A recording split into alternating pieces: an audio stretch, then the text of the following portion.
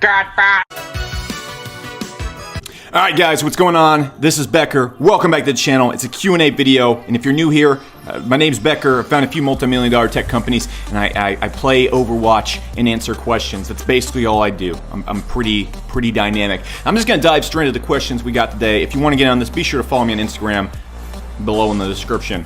So, first question we got right here is from Claude Roy 790, and I see a lot of questions like this. And it's like, so Alex, how can I go and improve my nonprofit? How can I go and generate more money for my nonprofit, et cetera, et cetera? You're not going to like my answer, Claude, as I crumple up this sack right here. You need to go make some fucking money, okay? Going out there and be like your first business or the first thing you're trying to do and making it a nonprofit, that's stupid. You know what's a lot smarter? You go out, you make a business, you sell it for $100 million, and then you make a nonprofit, which you fuel with that $100 million and influence and reach that allows you.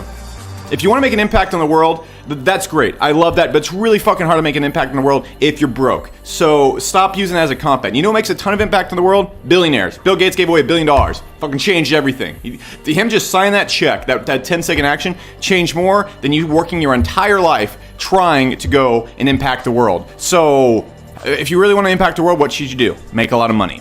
So Paulo asks, Paulo 660, hey Alex, do you ever feel burnout? How do you address that situation? I love what I do.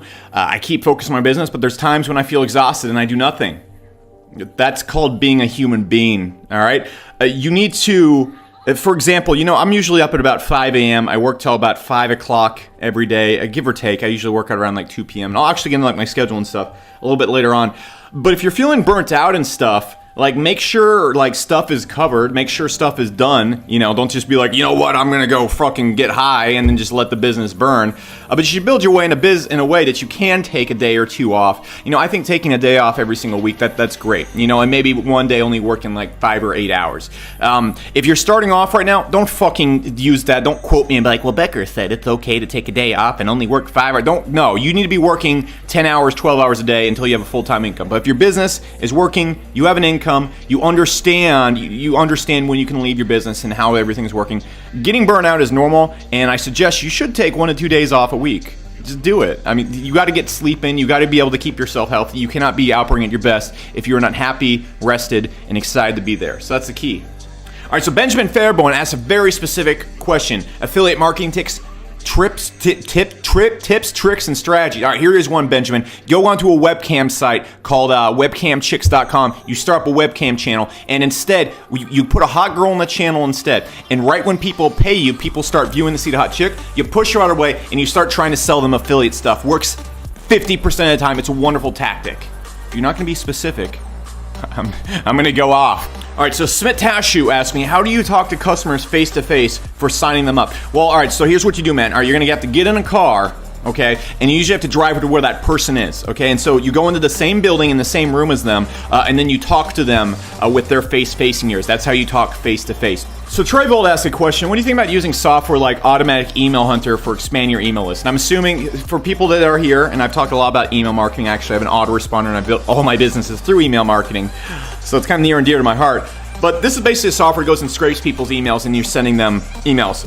That is spamming. That's spam. Can it work? Yes, that can totally work. You go and collect people's emails, and if they know who you are and you have below a 0.01 complaint rate, that means 1 in 1,000 people complains. Yeah, it can work, but it's going to be very, very, very, very hard to do it. The key to list building is building a relationship with the list, and people have to actually want to be on your email list. If you start sending out emails that people don't know who you are, you're going to get your IPs and everything locked down real quick. So keep that in mind. So Henrik Hulk asked a pretty deep question. When building a SaaS, what is important to know, and what did you fuck up with yours? I can't think of anyone better to ask this advice to. Okay, so I guess I could give you some advice on this because I definitely made a lot of fuck ups with SaaS. So I'm going to give you kind of 3 general tips.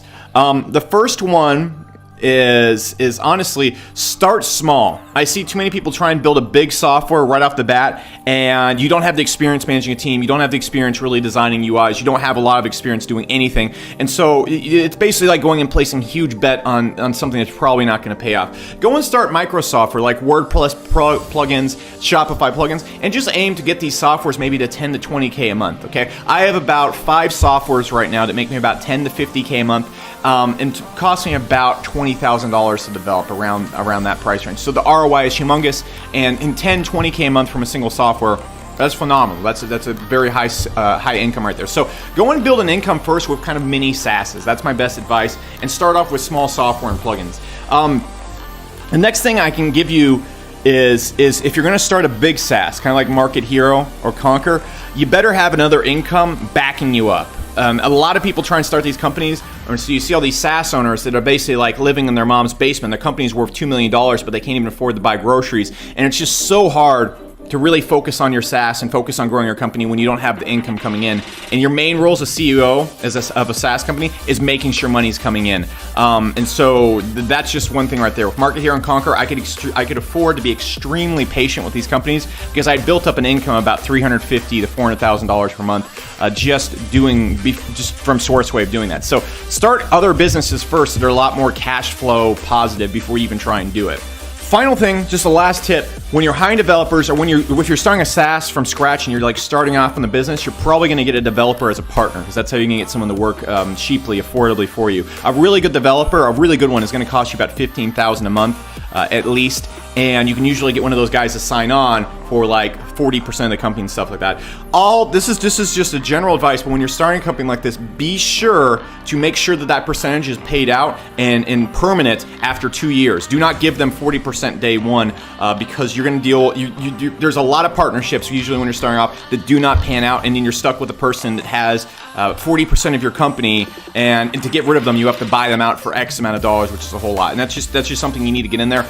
It's okay to partner up with people, but make sure to protect yourself and make sure the person has to put in long-term effort and long-term commitments to the company before they actually have that percentage. Okay, so that's the best advice I can give on those 3 fronts.